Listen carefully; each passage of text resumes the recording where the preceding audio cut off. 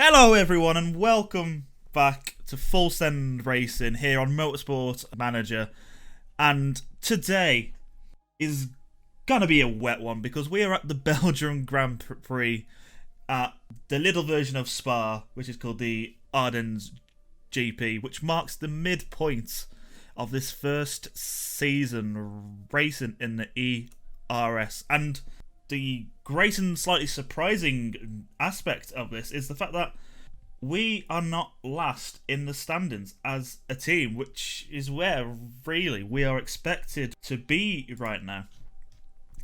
Because as you can see, we are 4 points ahead of ZRT, who are possibly our biggest rivals when it comes to this Constructors' Championship standings. Which means we are above our target place of 10th. Now, I get that 10th means last, but it's just great to not be last and to keep good old Kurt pretty pleased there in his chairman's position. Now, if you missed the last race for whatever reason, it is a doozy. I believe there was 4 crashes, 1 safety car, 1 virtual safety car which disappeared as quickly as it came around, which almost tricked me into making 1 extra pit stop which I did not need to make, and I'm glad that I cottoned on because it meant that we were able to come home in a season high of 11th place for Faith and for 13th for Andre, which is the result which did propel us past ZRT. And the hoping is that we can try and extend that gap at the Belgian Grand Prix, but I haven't got high hopes because this track is extremely engine based, which we've got the worst engine on the grid, so we might struggle a bit. The only sprinkle of good news will be that it tends to rain a lot on and off during a race, which means we can strategize around the other teams and try and overtake them off track in the pits. I had originally planned for the pre-race organization, this sort of fun stuff where I just click around the screen explaining everything to be a bit shorter than usual, because the last episode was somewhat of an absolute marathon episode because I just went through so much stuff that we did before the race, and then the race itself was just absolutely insane. But it looks like the game wants me to spend as much time as I possibly can talking you guys through every last detail, because we've had a vote thrown into our faces by the GMA and big old Uncle Ernie. And it's a vote which, on the face of things, will be really good for Full Send Racing. And it's because what's been proposed is equality focused payments for each team at the end of the season. So what they're trying to bring in is equal prize payments regardless of where you come within the championship. So even if we come dead stone last down in 10th, we'll get the same amount of prize funding as the champions do. Now, since we're not a very economically strong team, I am all for this because it will just help bridge that divide in quality between teams like, and the top lads like Eastwood and Garuda. So I shall vote for, and I will come back with the results shortly. And it looks like it's been a huge success. We've got 8 votes for opposed to the 4 votes against, and as expected, the big boys of the championship wanted this blocked because understandably they want to keep their stranglehold on this championship to try and maximize their chances of a promotion into the next division. Now, I said in that little last segment that I wanted to try and keep the pre-race as short as I can, and that's partly because there's not really much going on. There are two surprises for the next Grand Prix, which I won't get into yet. They can stay for the next episode. So, to try and bring a bit more substance to the pre-race formalities, I've got a somewhat special guest with me, and that special guest is my girlfriend Becky. Say hello, Becky. Hiya.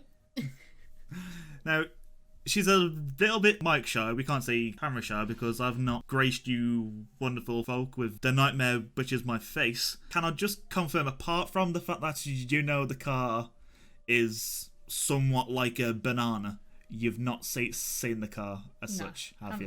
Haven't seen it. You ready? Sure. There it is. Oh boy. That's the colour. That's yellow. Indeed. You're not wrong with banana. It is the world's fastest banana. It's like every teenager's really young, like 11-year-olds t-shirt that their mum's got them, you know what I mean? They're trying to be edgy, but it's just not. I think what you mean is it's a bit Guy Fieri. It's a bit Guy Fieri. That's the one. And I think I'll accept that. The car is a bit Guy Fieri. You can now go bleach your eyes of this. I will. And here we are once again on the ever-present pre-race sponsor selection screen. And there's only one sponsor we are going to take to a race this season, and that is good old RushJet. And that's because we struggle to get 16th. So there's no chance we'll get one of the other two sponsorship offers, because frankly, we're just too goddamn slow. Welcome everyone to the discount spa, the Ardennes GP here in Belgium. And you know the drill. This is Friday practice, which will just be me sliding bars for the car setup, getting complaints from Andre and Jose, and well, if I'm almost falling asleep playing it, you guys might just faceplant your keyboards, and I'm not being responsible for any injuries caused. So for everyone's safety, practice shall be skipped, and I will see you on the practice results screen. And here are the free practice results for full send, and as you can see, we are towards the bottom, as expected, but that's because we ran inters all the way through the practice when the last 2 laps or so were actually dry. But this really raises a question of Sergio Valdez and the ZRT team, because even though they sent him out on super softs on a dry track, he's still somehow almost a full second behind Jose on inters. So our worst wet lap was faster than their best dry lap. So lights out and away we go. I love staying at every episode because it's a start to a new Grand Prix and a new hope. I'm trying something a little bit different this Grand Prix, and once again, Faith is somewhat of a guinea pig, as I am going to attempt to actually one-stop Faith for this Grand Prix, which is extremely hard to do, but I believe we have got the fuel efficiency to get her to run an extra 2 laps per stint if we run her on a constant state of low engine mode. And I've also picked the super softs instead of the softs because on paper she can one stop with a pair of super softs in each stint. She will fall to the back of the grid, that's to be expected, and she will drop off the back of the pack, but we're looking to make the time back up with the pit stops and the lack of a second stop. So for us in this Grand Prix and for Faith as an individual, it's all about strategy this Grand Prix and not about pace, which we don't have anyway to begin with. So this is why I've picked to try and one-stop Faith. It should make for a very interesting race, especially if we pull it off. Where on the other hand, Gomes is pretty much on full attack mode for the majority of this Grand Prix. And I've done this mostly to try and keep him ahead of a big percentage of the pack. And since we're so slow, if he can stay in front, he will back the pack up and slow them all down, which means Faith won't fall as far behind on track. He's currently sat in 5th, defending with everything he's got against Valdez as it stands of the ZRT team, our main rivals. And it's been a decent first lap or two. Faith sticking to the back of the pack and Gomes in 5th place, holding everybody. On to lap 6 now, and Gomes has dropped down a couple of spots down into 9th place. He is fending off a large pack of cars who are chasing him down. They want his spot, but he's still doing a really good job at backing up a lot of this grid, because Faith is only 3.2 seconds back, which sounds bad right now, and it would do if we were to run a standard 2-stop. But since we only go for one stop, that's if she can actually pull this off, and I hope she can. Otherwise, her race will be an absolute ruin. She will make a lot more than the possible 3 to 5 seconds she will lose on track per stint. She will make up a lot more. So, fingers crossed, Gomes can keep backing up some cars. He's now dropped down into 13th, and Faith can just keep strolling along in her own sort of personal bubble at the back.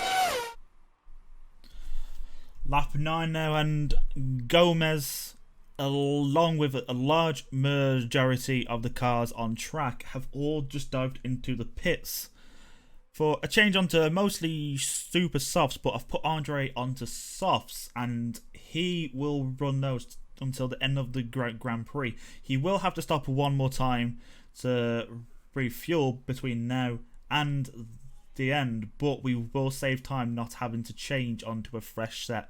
I will try and get him to conserve these and go as long and as far as he can into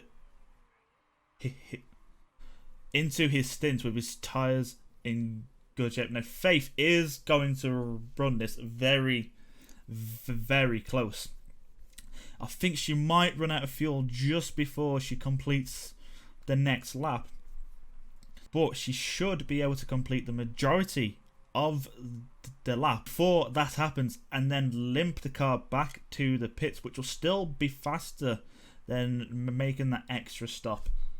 As expected, Faith has run out of fuel, but she just ran out of fuel with only the straight to go, and she's actually received a bump from all the cars behind. They're all lining up to bump her along, but she's missed the pit entrance, which means she will have to go a full lap without fuel, and that might have been me forgetting to pit her, which won't be the first time that I've done that.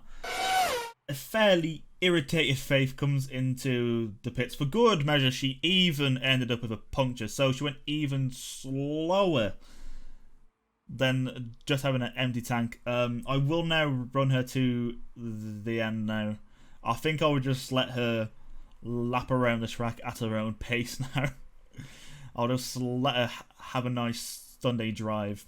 And it's time to now focus onto Andre and try and forget that I once again have absolutely screwed Faith over. And of course, the lap after I bring it into the pits, it starts to rain. Once again, one more absolute blunder. Not our best Grand Prix, because if I had seen that, I would have bought it in for wets to tail a quick head start on the rest of the pack and potentially close some of that gap. Even though I think it might be a bit too large now. I will let her just keep circulating the track, and I will bring her in for inters after Andre comes in for this lap round.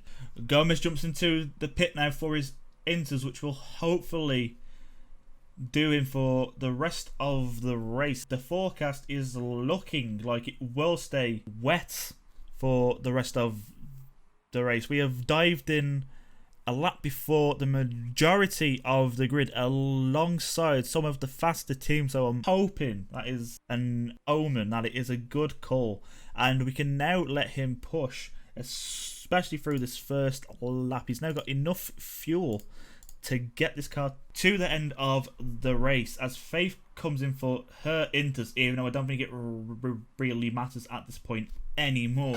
One lap in and a lot of cars have just come out of the pits. Gomes has been promoted up to 12th, and everybody is onto inters now until the end of the race.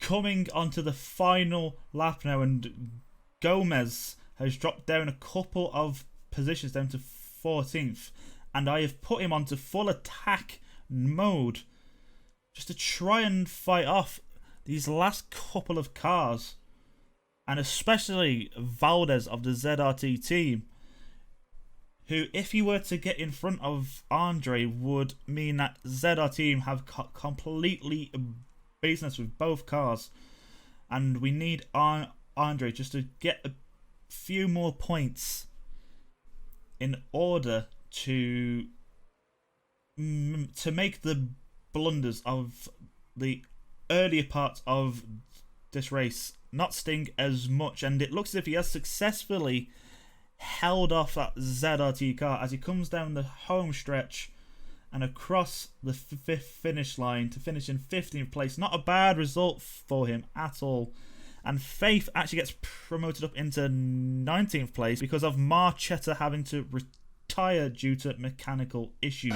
Onto the results screen of what has been a pretty dismal Ardennes GP. I know we didn't expect much when we came into the race, but I feel like if we had actually run that one stop properly and not made the mistake with Faith, we may be in a much better position than we are now, because as things stand, I think the ZRT are poised to come back past us with the points that they have earned here in Belgium. After that disaster for Faith, she slips back down to Deadstone last in the Drivers' Championship, but Andre moves up into 17th place onto 30 points. Things at the bottom of the board very tight, as only 10 points separates Tang in 14th and Faith down in 20th. On to the constructors, and as expected, ZRT have overtaken us again, but things are still tight at the bottom here as well, with Dragon Race Team China in 8th, only 10 points ahead of us in last place. We only fell 3 points behind ZRT, and without any more blunders like what I had with Faith in this Grand Prix, I can't see them beating us on points for the season. We don't talk about the top of the standings often, but it has to be said that there is only 1 point between Eastwood in first and Firebird MRT in that second place spot. It will be interesting to see if it stays that close for the remaining 5 Grand Prix and which one of these two teams actually earn promotion up into the second division. But that has been all from both me, the team principal Scott Slow, and the guys at Full Send Racing, and I will see you next time. Farewell.